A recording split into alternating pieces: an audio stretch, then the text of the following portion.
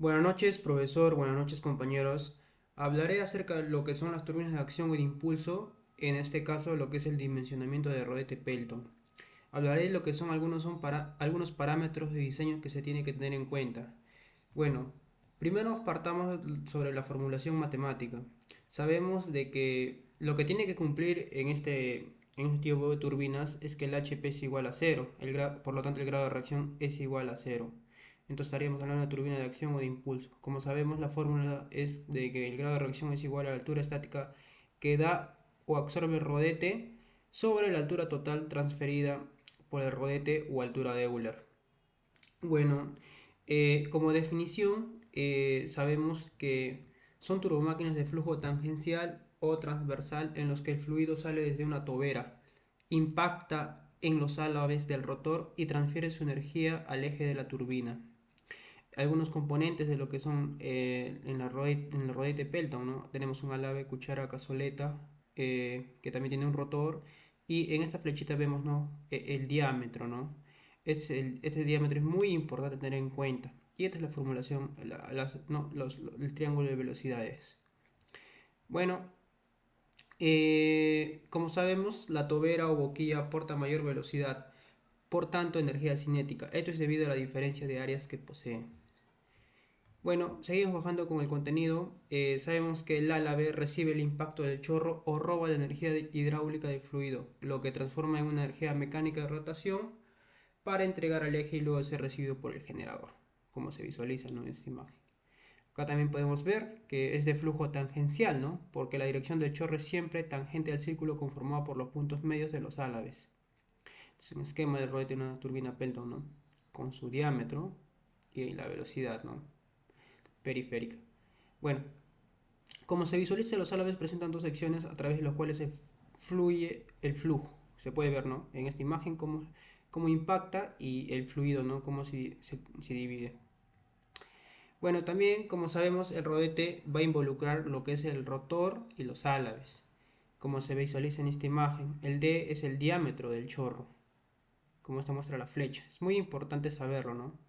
Y vemos los diferentes yo en esto he considerado todos los parámetros que se tienen que tener en cuenta para el diseño. Como se visualiza esta imagen, el R es el radio del rodete, la W es la velocidad angular, la U es la velocidad periférica del álave, la C es la velocidad del chorro que sale de la tobera, CS1 es la velocidad de entrada del álave y C2 es la velocidad absoluta que sale el fluido desde el álave, W es la velocidad relativa del fluido sobre el álave y θ es el ángulo de desviación del chorro. Vemos, ¿no?, cómo no, en este diagrama, ¿no?, cómo está dividido sus partes. Cómo existe un C y se divide en dos, ¿no?, en C2, C2 y C2, ¿no? Y acá hay un ángulo beta 2. Un poco de lo que es el triángulo de velocidades para tener en cuenta los parámetros típicos en el rodete de una turbina Pelton. Y bueno, lo que es su funcionamiento, ¿no? Acá se puede ver una imagen explícita de lo que realmente está sucediendo. Eh, bueno, en esta imagen, un HB, el HB, ¿no?, que es la altura bruta, tenemos A, que es el punto A y el punto Z, ¿no? También sabemos que acá hay una cámara de carga. Vemos, ¿no?, cómo se va a comportar la, la presión, ¿no? Sabemos que en este punto de A la energía potencial es máxima por la altura y la energía cinética es cero. Y en este punto, como se muestra el puntero, la energía de presión, la energía potencial es cero, por lo tanto, la energía de presión va a aumentar. Algunos componentes de lo que es el generador y al final, ¿no?, y cómo va al transformador. También sabemos que en el estudio de fluidos, siempre cuando hagamos un análisis de fluidos, hay que tener en cuenta las tres formas de energía, ¿no? Energía cinética, que es un medio por la velocidad al cuadrado, la energía potencial, que va a depender de la altura, y la energía de presión, ¿no?, que es la presión sobre el peso específico. Este es básicamente lo que es cómo se aplica en una central hidroeléctrica, ¿no?, una turbina Pelton. Bueno, como mencioné, acá están los parámetros, ¿no? Sabemos que va a haber una mayor presión, ¿no? Que si esta energía de presión va a aumentar en la medida que el fluido desciende, es muy importante tenerlo en cuenta, ¿no? y sabemos que va a haber una presión máxima también en, cuando la energía potencial sea cero, ¿no? Bueno, esta es una imagen, acá también podemos ver un poco, ¿no? Eh, Sabemos un poco, ¿no? De lo que hay que tener en cuenta, ¿no? Sabemos que sabemos que por principio de continuidad las velocidades serán iguales. Bueno, sabemos que el C1 entra con una gravedad, una gran velocidad, pero al salir el C2 es muy pequeña. Esta pérdida de energía cinética es cedido al eje y gracias a ello la máquina se pone en rotación. Vemos, ¿no? En esta imagen, ¿no? Cómo entra el C1 y se divide y sale la velocidad del C2 a una menor velocidad, ¿no? Una imagen más una imagen más representativa sería esto, ¿no? Cómo entra el C1 y sale el C2 acá. Como lo dibujé acá también.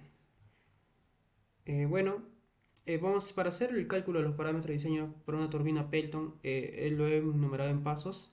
Sabemos que la velocidad angular, ¿no? Es un cálculo rápido, la velocidad de arrastre de los álabes. También vemos nuestra fórmula, ¿no? Que involucra el coeficiente de disminución de velocidad en la tobera periférica, el C1, ¿no? Cómo lo relaciona al CB, que es el coeficiente de disminución de velocidad en la tobera para contracción de chorro en la salida de la boquilla. Bueno, también otra fórmula, lo que son las eficiencias y lo que es el caudal, ¿no? Es muy importante tener en cuenta, según esta imagen referencial, cómo es el caudal va a depender del diámetro, ¿no? El diámetro del chorro y cómo también depende de la velocidad, ¿no? El C1. Bueno, más lo que es un poco del triángulo, también otro triángulo de velocidad de salida por defecto, ¿no? Asumir que el impulsor, para asumir un impulsor de máximo rendimiento. Bueno, es la fórmula del H1, vemos cómo ahí se invierte, esto en este caso que es turbinas, ¿no? A comparación de lo que era bombas. Bueno, eh, pérdidas. Bueno, este es un ejercicio aplicativo que, que he realizado para involucrar todas las variables, ¿no? De diseño o sea, para poder aplicar todos los parámetros de diseño. Nos piden la potencia desarrollada por la turbina, la eficiencia hidráulica de la turbina, el rendimiento total, teniendo una eficiencia mecánica y una eficiencia volumétrica, y la potencia del eje considerando todas las eficiencias, ¿no? Aquí podemos ver, ¿no? Cómo lo he desarrollado. También se puede ver los datos, ¿no? Primero ponemos los datos, luego hacemos los cálculos, calculamos, ¿no? Vemos los resultados. Eh, También vemos, ¿no? Cómo calculamos el C2U, el C2M, cómo calculamos el W2, ¿no? C2 y es la fuerza, ¿no? Este Fx es la fuerza horizontal que impacta a los álabes de la turbina, ¿no? Ahí vemos la fórmula y esta es la potencia desarrollada por la turbina. Bueno, un poco, ¿no? Lo que he resuelto. Ahora también aplicamos Euler, ¿no? La altura de Euler o altura útil. La fórmula empleamos, hacemos los cálculos, calculamos el HU, y el rendimiento total y la potencia del eje considerando todas las eficiencias, ¿no? En este caso la eficiencia multiplicamos por la eficiencia total. Bueno, bueno, también investigué o sea, un poco de lo que son las leyes de semejanzas en las turbinas. Eh, Acá hay un poco de lo que es la formulación. Sabemos que va a haber una semejanza geométrica, va a haber una semejanza cinemática y va a haber una semejanza dinámica, ¿no? Bueno, es importante tener en cuenta que el reinos del modelo va a ser igual al reinos del prototipo. Esto es muy importante, ¿no? Y también vemos, ¿no? Cómo para que se pueda cumplir esto, ¿no? Bueno, son más fórmulas de lo que se emplea. Eh, bueno, en síntesis, necesitamos saber lo que es el número específico de revoluciones, ¿no? Estas son las fórmulas que se emplea teniendo en cuenta en función de puede ser la potencia de accionamiento o la altura. Y en este caso también tenemos como en función de lo que es la altura, el caudal, ¿no? Y la eficiencia. Bueno, acá vemos un ejercicio aplicativo, ¿no? En que nos pide calcular estos datos en interrogación y nos dan los datos de entrada, lo que está en nuestro dato. Mira, al pasar algo muy breve, lo he calculado de dos formas. Aquí aplicamos las fórmulas, no, las típicas fórmulas y en lo que, ¿no? Que nos entregan las separatas. Y calculamos, en este caso, mira, calculamos lo que son las RPMs, acá 500 RPMs aplicando estas fórmulas, donde agrupan, ¿no? Lo que es caudal, altura, diámetro. Pero, mira, nos sale 500 RPMs aquí. Y también, en función de lo que es el número específico de revoluciones, también lo podemos calcular.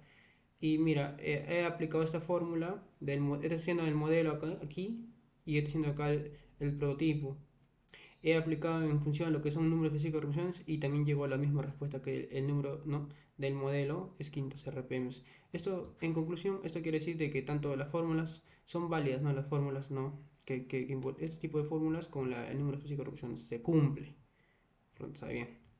Bueno, en síntesis, para acabar mi parte investigada, yo he tocado dos papers. Un paper que hace un análisis de rendimiento de una turbina Pelton bajo diferentes condiciones de operación. Este es un estudio experimental. Este es un poco, ¿no? Todo lo que investigué aquí explico. En experimentación toca lo que es descripción del modelo experimental. Vemos, ¿no?, el banco de pruebas del modelo experimental de la turbina Pelton, el diagrama esquemático del modelo de banco de pruebas. También vemos la rueda y el cangilón Pelton reales y vemos las dimensiones que he tenido en cuenta lo que es el cucharón, ¿no? Son en esta tabla. Hemos hecho un análisis de rendimiento y también hemos hecho un procedimiento experimental y lo que más nos importa en este paper son los resultados, ¿no? En este punto he tocado lo que es la influencia del diámetro de boquilla, la influencia de velocidad de turbina constante y la potencia de frenado constante y la influencia de diferentes descargas de agua, ¿no? Bueno, en síntesis, lo que quiero expresar es que el artículo presenta varios estudios experimentales y numéricos sobre la influencia de diferentes parámetros en la eficiencia y el rendimiento de la turbina Pelton. Se concluye que el diámetro de la boquilla tiene un efecto inverso en la potencia de entrada, mientras que el caudal de agua tiene un efecto positivo en la eficiencia de la turbina Pelton, alcanzando su valor máximo a un caudal específico. Además, se observa que la eficiencia de la turbina Pelton aumenta con la velocidad de la rueda y alcanza su valor máximo y luego disminuye ligeramente con un mayor aumento en la velocidad de la rueda. Los estudios también destacan la importancia de elegir cuidadosamente los parámetros adecuados para producir la cantidad óptima de energía eléctrica. Bueno, es todo el resumen de lo que he leído de este paper. Ahora vayamos a un segundo paper, ¿no?, de lo que es el paper de la optimización paramétrica de dos diseños de rodete de una turbina Pelton utilizando CFD. Este paper estaba en inglés, lo he descargado del Science Direct, no del Xavier, como se visualiza. Este es el paper. Y bueno, es un poco extenso, pero yo voy a hacer un resumen, ¿no?, de lo que puede entender, ¿no?, este paper. Bueno, en el informe involucra, ¿no?, todo el contenido, pero vayamos, ¿no?, a lo que es este paper. Bueno, como lo mencioné, es la optimización paramétrica de dos diseños de rodete de turbina Pelton utilizando CFD, ¿no? Bueno, como sabremos, bueno, acá un poco nos habla de lo que es la turbina de acción en impulso, ¿no?, que es adecuada para aplicaciones de gran altura, hasta, en este caso puede ser hasta 2000 metros, ¿no?, como hacemos esta flechita.